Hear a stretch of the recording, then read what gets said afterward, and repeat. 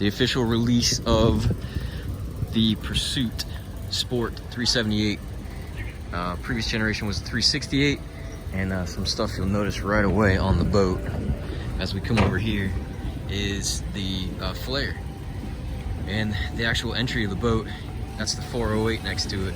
And you can see that reverse chine just coming out of the water, how aggressive it is even compared to the 408 and how far forward it runs.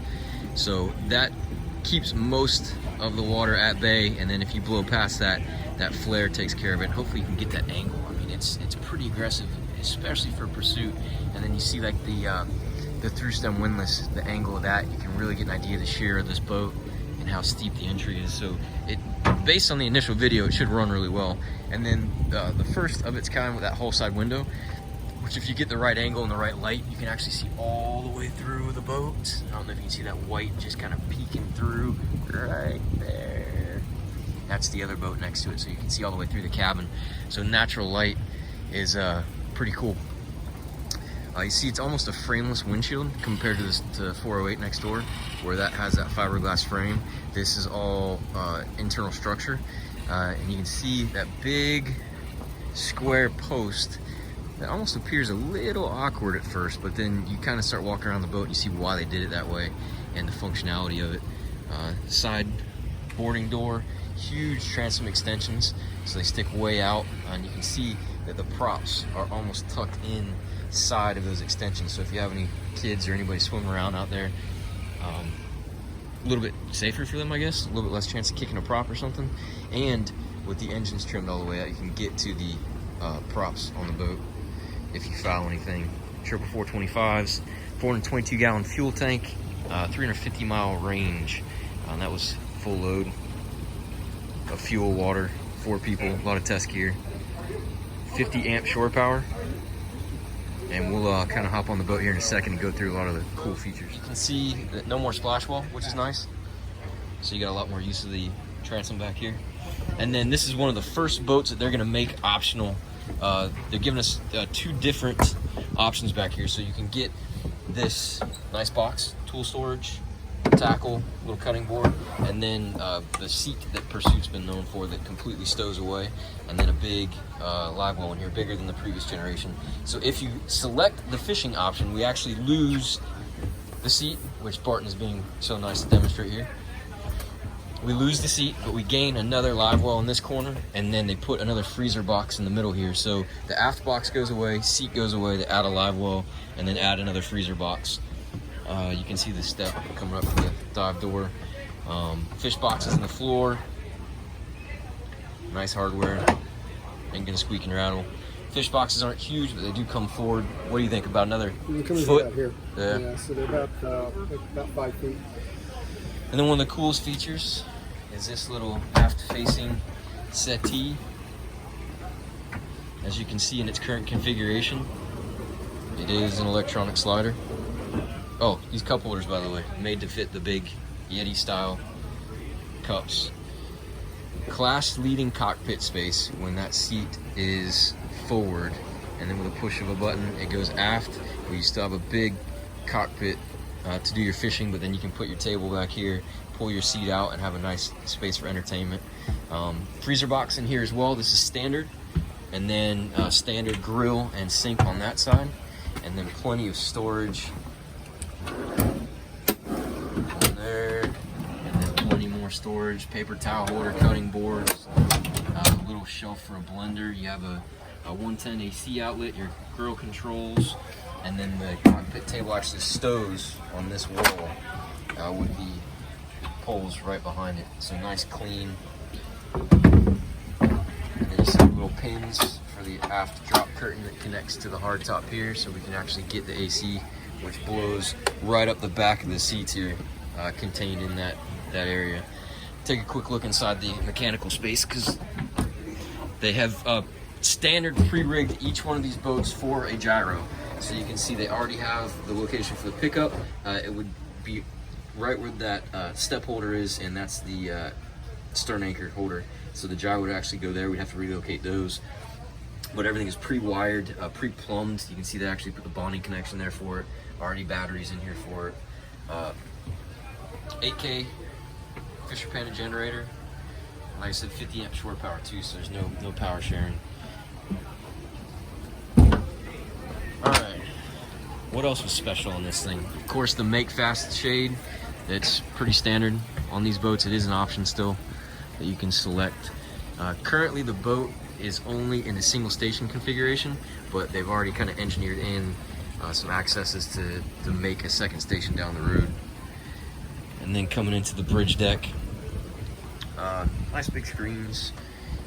Got a step that comes out here for shorter people like myself.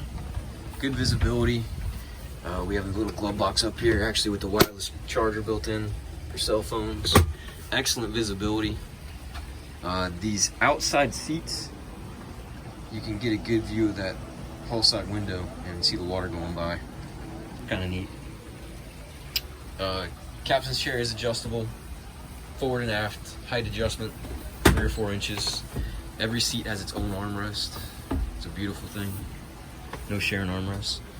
DC panels right there. We got some more systems under the floor here. Sump boxes. What else was in there? Water manifold system, battery chargers.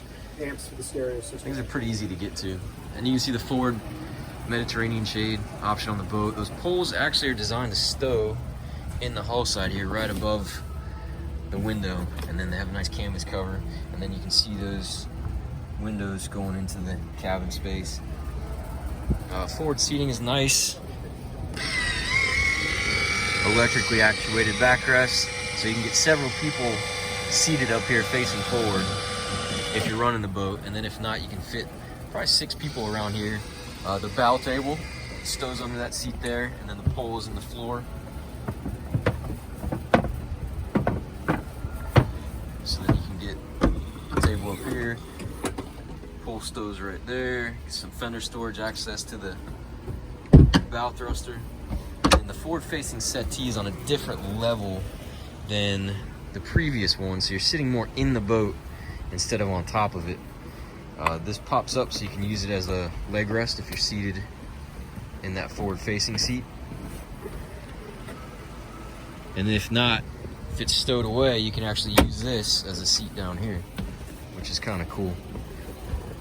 So then you can have a couple people seated at different levels, all forward facing. And then the through stem locker. You got your freshwater raw water wash down, your remotes there, you got lighting. There's the windlass. Plenty of room in that box.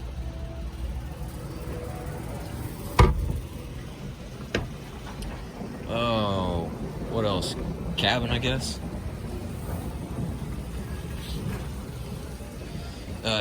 They say volume-wise, the cabin is bigger. It's definitely a lot deeper than the previous generation. They've laid it out quite a bit different. So as you're entering, there's a lot of headspace. Make note of that, because when the door opens, there's a bunch of door ports. You don't really have to duck your head as you're entering the cabin. At least I don't. And a screen. And a screen. For those nice days.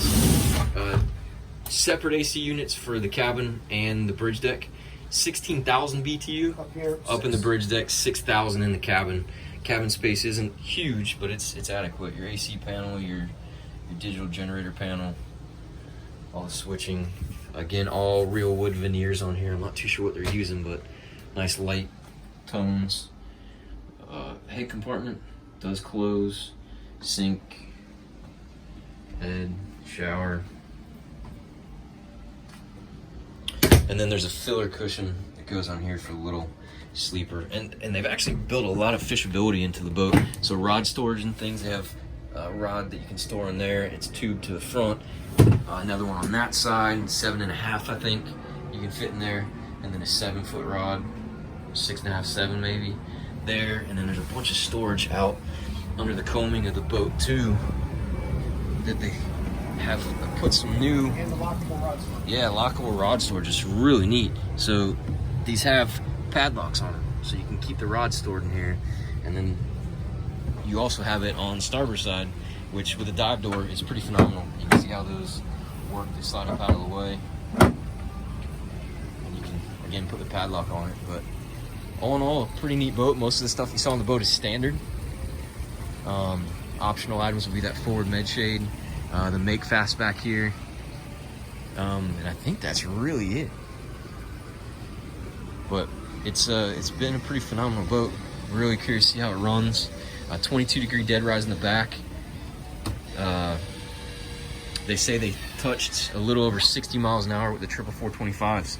So it should be a pretty cool boat for us. We're really looking forward to it. If you have any questions about this or any other boats we sell, feel free to reach out to Brad or Barton. 904-644-7631 or YamahaMarineJAX.com.